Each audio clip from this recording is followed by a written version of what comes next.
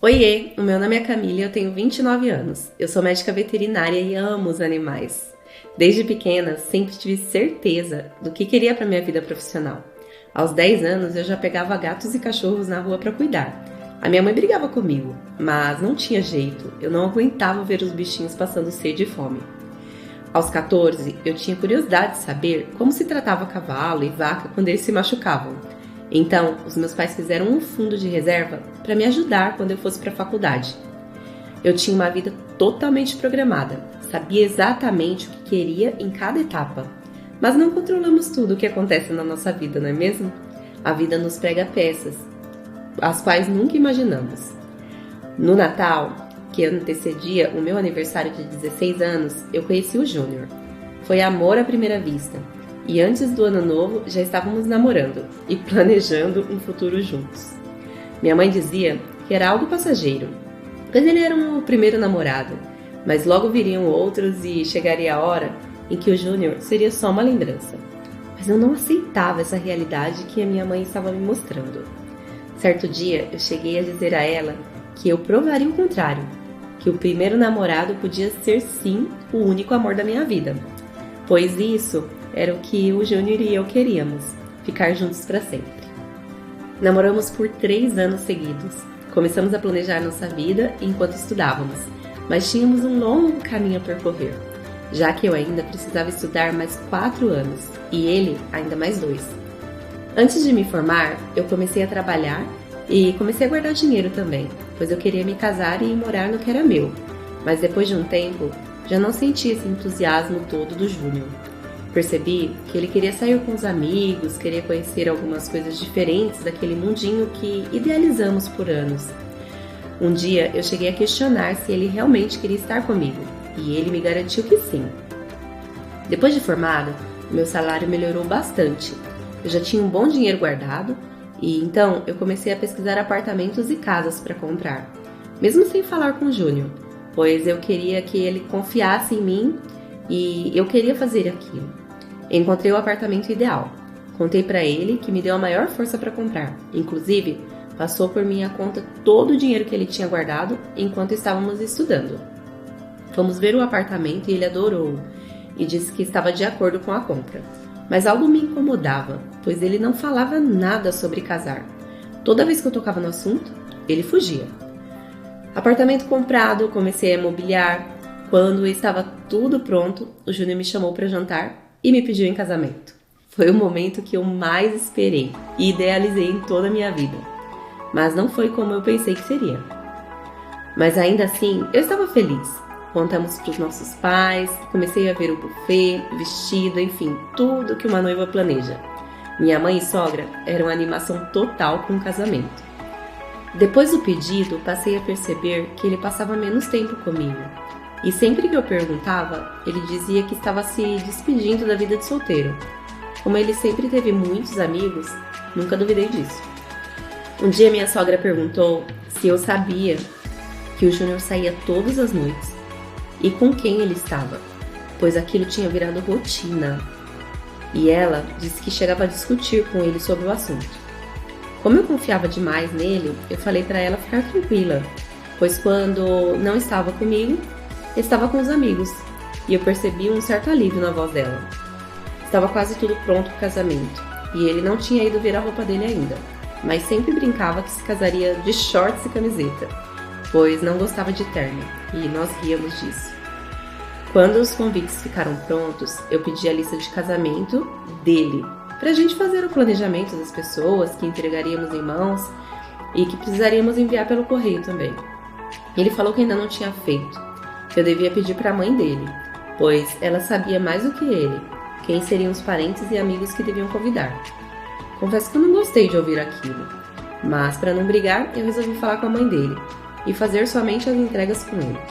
Só que, pelo menos isso, ele concordou fazer, né? Me lembro que uma noite, ele chegou em casa e perguntou se eu ainda tinha algum convite, pois ele queria convidar uma amiga que a mãe tinha esquecido de colocar na lista. Eu entreguei e ele foi para casa dessa pessoa levar o convite. Perguntei se ele queria que eu fosse junto, mas ele respondeu que não precisava, pois de lá ele ia para casa dormir, pois ele estava muito cansado. Bom, Enfim, chegou o grande dia. A igreja estava pronta, o salão, tudo do jeitinho que eu queria. Agora era hora de me arrumar e curtir a minha festa e ser feliz para sempre. Assim que eu cheguei na igreja, eu vi uma movimentação estranha. A minha mãe e minha sogra vieram correndo e pediram que o motorista do carro desse meia volta, pois o Júnior não havia chegado ainda. Pedi o celular da minha mãe e comecei a ligar para ele, que não me atendia. Depois o celular começou a dar mensagem de desligado. Eu estava desesperada, não sabia mais o que fazer. Eu pedi que o motorista parasse na frente da igreja. Eu desci do carro e entrei. O padre não entendeu nada, mas eu disse que o meu casamento seria ao contrário. O noivo entraria depois. Só que o noivo não apareceu. Foi o pior dia da minha vida. Eu não conseguia entender por que ele havia me deixado daquela forma. Passava muita coisa na minha cabeça e eu surtei. O meu pai me levou para casa e passou aquela noite conversando comigo, enquanto a minha mãe e os outros pais do Júnior tentavam localizá-lo. Mas ele tinha simplesmente desaparecido sem dar explicação. Quando o dia amanheceu, eu peguei meu carro e fui até o apartamento. Quando eu vi que na mesinha da sala tinha um envelope parecido com o do casamento, e dentro tinha uma passagem para Nova York. De primeiro momento eu não entendi, mas percebi que junto com a passagem tinha um bilhete onde ele me contava que não podia se casar porque tinha se apaixonado por outra mulher e tinha ido embora com ela. A passagem foi uma forma que ele achou de me ajudar a superar tudo aquilo, pois com certeza eu conseguiria pensar e apagar tudo aquilo se eu me afastasse. Mas eu rasguei a passagem e fui para a casa dos pais dele. Mostrei a eles o bilhete, na verdade, a carta que ele deixou. A mãe dele quase teve um colapso, e o pai só me pedia perdão e não sabia o que dizer, pois jamais passou pela cabeça dele que o filho pudesse fazer aquilo. Voltei para casa, me tranquei no quarto por 5 dias. Eu não queria comer, eu não queria beber, só curtir a minha dor e tentar superar tudo aquilo.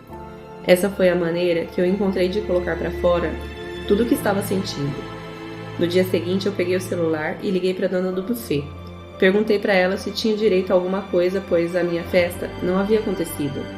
Não sei se por dó, mas ela me disse que eu poderia fazer a festa caso eu ainda quisesse. Aceitei na hora. Marcamos o dia, mas eu não contei a ninguém. Um dia antes mandei mensagem para algumas pessoas que eu já tinha convidado para o casamento para se juntar a mim e o endereço em que estava enviando. Algumas pessoas não entenderam nada, mas por curiosidade foram e se surpreenderam com a festa que eu organizei de última hora.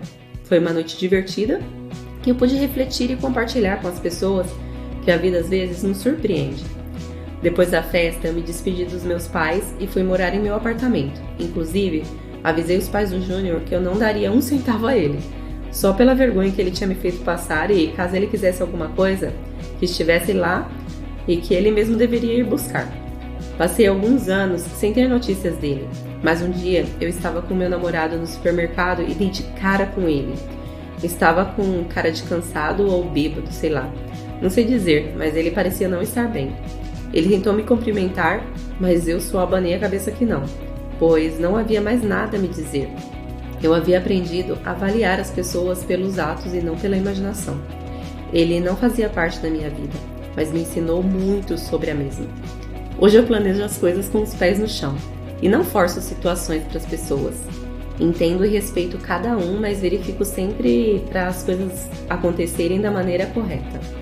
Sou feliz comigo mesma, em primeiro lugar, e eu conheço a cada dia mais os meus limites para com as pessoas. Vivo cada momento e aproveito ao máximo o meu tempo, pois tempo é vida. Oi gente, aqui é a Rê Andrade, eu espero que vocês tenham curtido mais essa história aqui no canal. Não esqueçam de se inscrever e de ativar o sininho para não perder nenhuma novidade, tá bom? Um beijo e até a próxima. Tchau, tchau!